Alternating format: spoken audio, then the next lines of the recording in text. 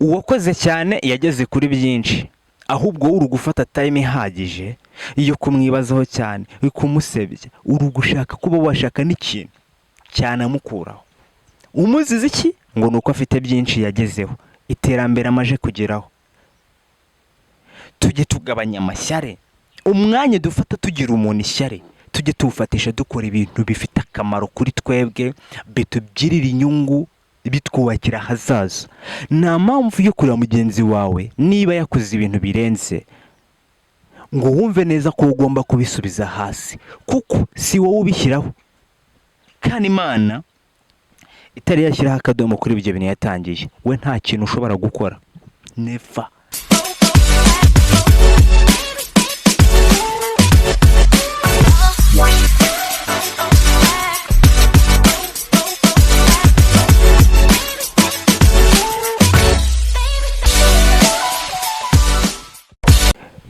Hello guys, hello my people, ndongera kubasuza nk'ibisanzwe.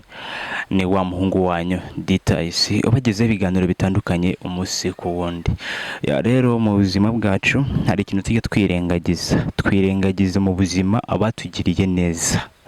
Buriya mu buzima hariho umuntu uza mu buzima bwawe akakwereka inzira, na bya bindi utari uzi uko bizabasha gukunda, akabasha kuba yagusoreza amahitamo yawe bikabasha kugaragara.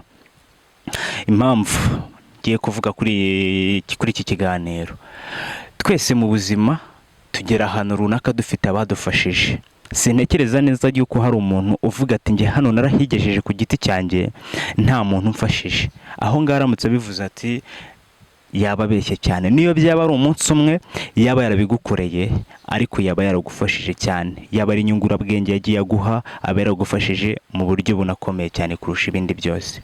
Impamvu ni iyi ngiyi: twese mu buzima tugira abantu badusapotinze kugira ngo tugere aho tugera, kugira ngo tube abantu bakomeye, kugira ngo tube dufite izina rirenze muri sosiyete, nuko dufite hano tubikomora. Ahubwo rimwe na rimwe ugasanga ba bantu batweretse uruhande nyarwo, ugasanga abo ngabo turimo turabirengagiza, turi kubafata nk'aho tutabazi. Ubwacu batweretse uburyo inzira ziharugwamo, batweretse uruhande nyarwo tugomba guhagararamo, batweretse abo tugomba kuba turi bo, gufata imyanzuro myiza mu buzima bwacu, gufata icyemezo gihamye gishobora kubaka byinshi mu buzima bwacu.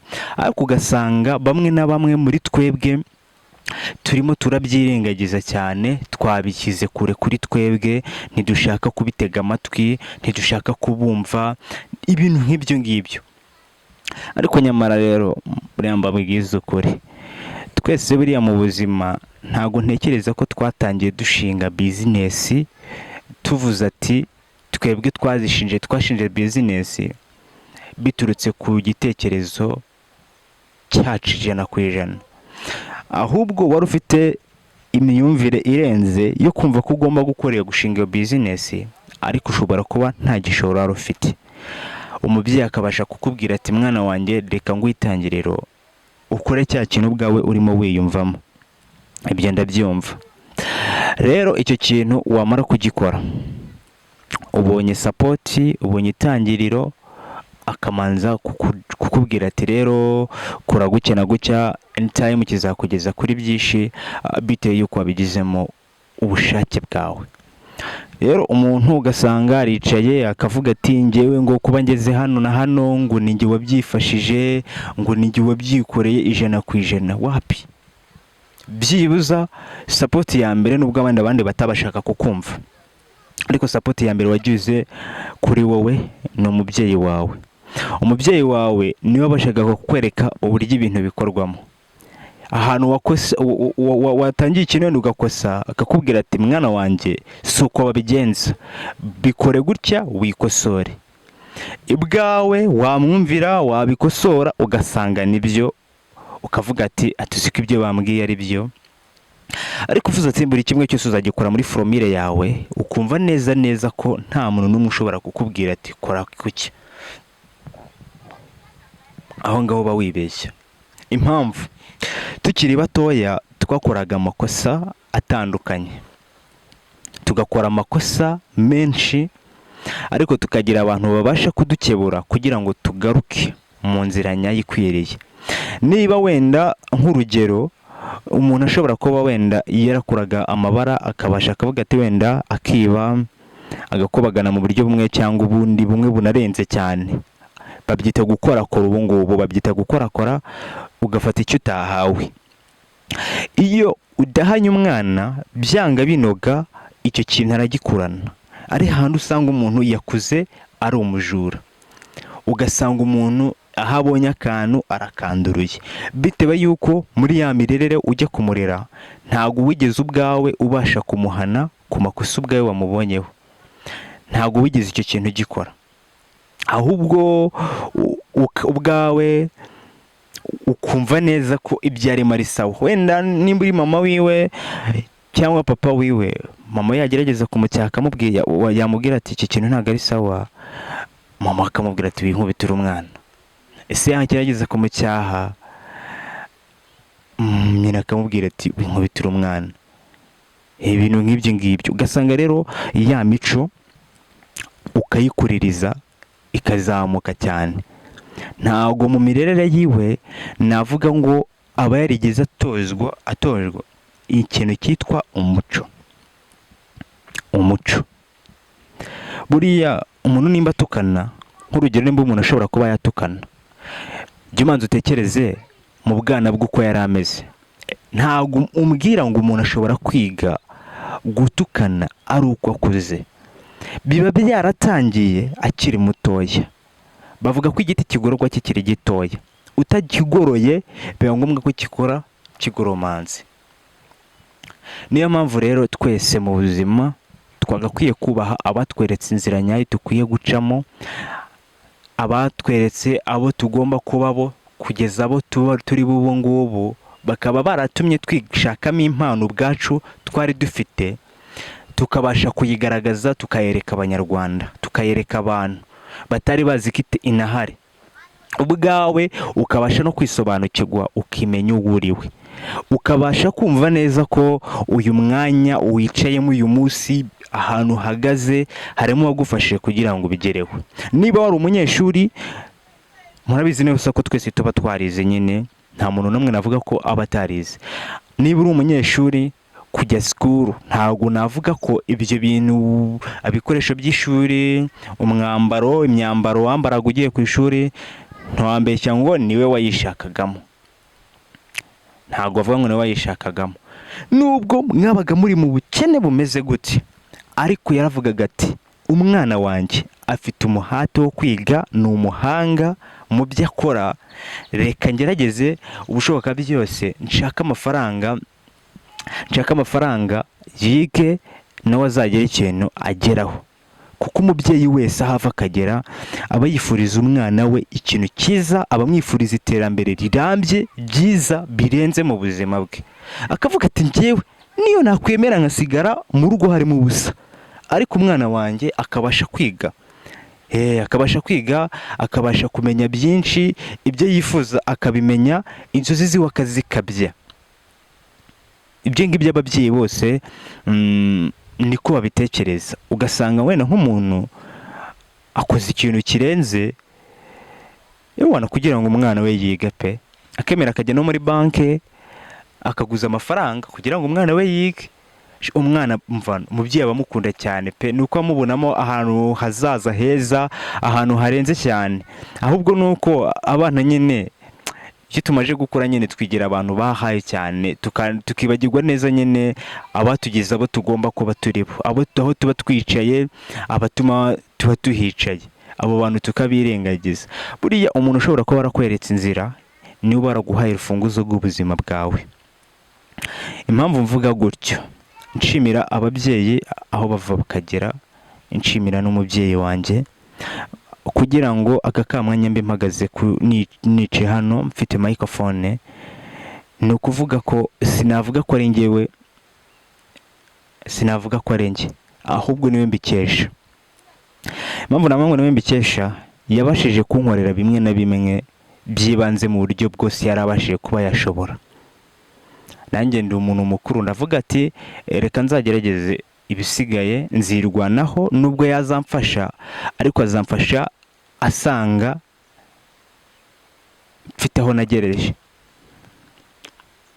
Ibyo bintu twese mu buzima bamwe na bamwe agize amahirwe ukabona sapoti ku mubyeyi, ufite umubyeyi akabasha kukwereka bimwe na bimwe mu buzima bwe ashoboye, akabasha kuguha sapoti, nta kabuza pe, ubwawe ukora wumva ufite confidence, wumva ufite icyizere cy'uko one day uzatsinda biri serious. Buriya umuntu buriya mu buzima ntabwo agakwiye gucika intege. Aka ka mwanya hari ibyo udafite, ariko nyine igihe kimwe ugomba gukora cyane kugira ngo ubu bifite. Ubundi agaciro ubwacu twagakwiye kugashyira imbere y'ibintu byose, kuko ngo iyo yagurisha ngo uhera ku rugo, ngo utera uburezi ngo arabwibanza. Iyo ni imigani yaciwe n'Abanyarwanda. Buriya mu buzima icyo uzaha urubyaro rwawe nicyo ruzakorana. Wenda nk'urugero, nimba bazi neza ko abana bazi neza ko ukunda kurya mu kazi morning, bakaba bazi neza ko ugoroba papa arabazanira umugati, byanga bikora bazagera mu myaka 5-6 bazi neza yuko ugomba kubazanira umugati. Ariko nimba wenda barakuze ntabyo bakorera, sintegereza neza ko bazicira bagutegereje ko urabazanira uwo mugati, kuko ntago bategereza ko bazanira uwo mugati ntabyo wigeze ubatoza. Ariko nimba babatoje ikintu bazagikurana, kuko barabibatoje, nibyo barabamenyereje kuba babibakorera, ariko iyo ntabyo nyine ubakorera ewana, urumva nyine ntabwo babidisikasingaho cyane ngo babyibazeho cyane, kuko baba bifata nk'ibintu nyine biri aho bisanzwe. Impamvu nanone mu buzima hari ikintu imaje kubona, abana dusigaye dufite ingeso mbi zitari sawa, dusigaye dutesha ababyeyi bacu agaciro. Impamvu nk'aho dusigaye tubatesha agaciro, dusigaye tubabonamo abandi bantu. Twebwe ubwacu turi gufata umwanya uhagije wo kwita ku bandi, tukibagirwa neza ko natwe inyuma dufite umuryango. Wenda nimba ufite bashuti bawe, niba uri kubonera umwanya uhagije kurusha uwo wakaboneye famiye yawe. Njyewe ubundi umuntu ashaka kugirana ikibazo nanjye nkamwanga bimvuye ku mutima byanyabyo, ariko ni ukuvuga kuri famiye yanjye pe, ni ukuvuga kuri famiye yanjye. Ibyo ngibyo byo twahita tuba abanzi bigaragara. Ubwo umuntu ushaka ko tuzaba abanzi, ubwo nuzavuga ku muryango wanjye, uwo muntu we naramuka bivuze byo birumvikana, we tuzaba abanzi biri serious, tuzaba abanzi. Buriya kuba aka ka mwanya mfite icyo ndicyo, mfite uwo ndiwe, niba nkora amafaranga nkabasha kugura icyo nshaka, nkabasha gukora muri bya bindi nifuza kuba nakwifuza kuba nagura, nanakora ibyo bintu, nuko mfite uwo mbikesha. Sinavuga ko navuga ko ari njye wabyihaye, hari uwansapotinze kugira ngo mbashe kugera ku rwego rumwe, cyangwa ku rwego hagati na hagati nyine. Sinavuga ko urwego rwemereye cyane, ni urwego nyine siri hasi cyane, ariko aho ndi ndashima Imana. Nyamuneka rero, nimba uzi neza ko ufite umubyeyi, ni ngombwa ko umushyira imbere y'ibindi byose, ntukamurutishe imirimo yawe. Imirimo yawe ni ikintu cya mbere ejo uzongera ugasubiramo. Ariko uyu munsi ushobora kuba ufite umubyeyi ukajya kumva ngo yitabye Imana, yagize ibindi bibazo, yarwaye, ntakivuga, ariko waramwimye wa mwanya wo kugira ngo mubashe kuganira, kandi yaragukeneye cyane. Nyamuneka rero tumenye neza yuko abo bantu nibo ba mbere baba baraduhaye intambwe ya mbere mu buzima dutera, kugira ngo abo tugomba kuba turibo. Niba uyu munsi ushobora kuba ufite amafaranga menshi, ukaba uri umukire, ukaba muri etaje igeretse, ukaba umeze gutya na gutya, ukaba wiyumva ngo ibi bintu byose nabigezeho ku bwanjye, aho uribeshya cyane. Impamvu ya mbere ni iyi ngiyi, mu buzima, mu gihe wowe wavutse we akakureka ugakura, uzamenye neza yari afite ububasha bwinshi cyane n'uburenganzira bwinshi cyane bwo kuba atatuma uvuka. Kuko mu gihe wowe wavutse harimo benshi uwo munsi ubuzima bwabo butigeze bubasha gukomeza, bwahagaze. Si bo babihisemo kugira ngo babishyireho akadomo ku buzima bwabo, ahubwo ni ibintu bwabo, navuga ko Imana ariko yari yarabipanze. Umubyeyi wawe ni Imana babigizemo uruhare, mu gihe mama wawe yari arimo araserebura ati Imana wakoze kumpa impano idasanzwe mu buzima, wakoze kuma umuntu uzampoza amarira yose. Hari umuntu wari uhari wari urimo ararira avuga ati Mana kuki ibi wemeye ko biba? Aravuga ati Mana, ati byibuza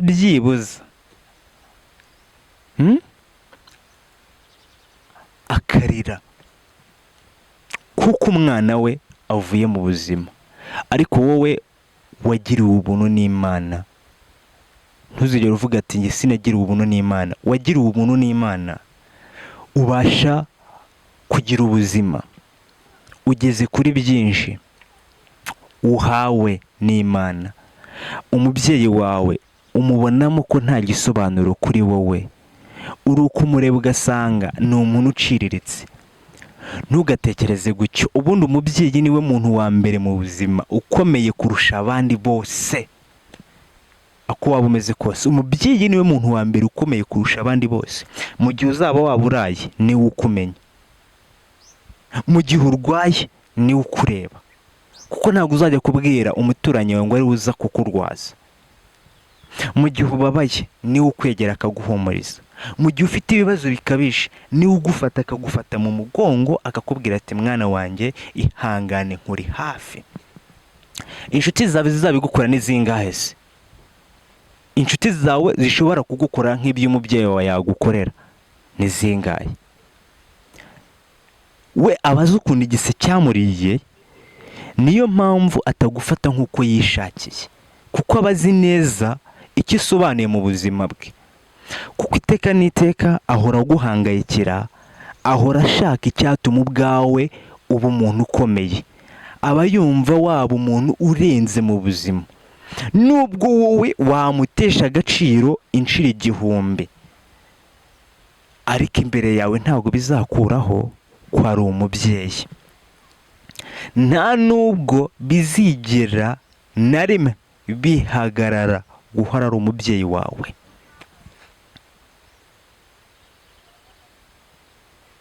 Impamvu saha izi ngizi abantu benshi tugira amashyari menshi muri twebwe yatwubatsemo. Kubona mugenzi we yakoze akantu karenze, kuba afite umuryango mwiza, harimo ababifuza yuko uwo muryango mwiza iterambere bari ukugeraho, harimo abifuza kuba barisubiza hasi. Ugasanga umuntu arimo arahemuka bitewe ko umuntu amaje kugera ku bintu byinshi, yarakoze cyane kugira ngo ibyo bintu aba bifite. Wowe ubwawe wamaze igihe wicaye ngo si ushaka gukora, ukagera ku kuguru hejuru y'ukundi ati njyewe reka ngo sinzigera nivunisha. Uwakoze cyane yageze kuri byinshi, ahubwo uri gufata time ihagije yo kumwibazaho cyane, uri kumusebya, uri gushaka kuba washaka n'ikintu cyanamukuraho. Umuzize iki? Ngo nuko afite byinshi yagezeho, iterambere amaje kugeraho. Tujye tugabanya amashyari. Umwanya dufata tugira umuntu ishyari, tujye tuwufatisha dukora ibintu bifite akamaro kuri twebwe, bitugirira inyungu, bitwubakira ahazaza. Nta mpamvu yo kureba mugenzi wawe niba yakoze ibintu birenze ngo wumve neza ko ugomba kubisubiza hasi, kuko si wowe ubishyiraho. Kandi Imana itari yashyiraho akadomo kuri ibyo bintu yatangiye, we nta kintu ushobora gukora, never, nta kintu na kimwe ushobora gukora. tujye tumenya neza ko amashyari ntacyo amaze. Kuba wareba umuntu uri gukora ikintu ukumva neza ko atabashije, ntugajye utekereza neza ko icyo kintu agikorera gutyo gusa. Twese tumenye aho duhagaze, tumenye abo tugomba kubabo, tumenye icyizere twifitemo, tukigaragaze. Rero ndabakunda cyane, muba muri kumwe nanjye Details. Imana ikomeze bandebere cyoroshye. Ciao ciao.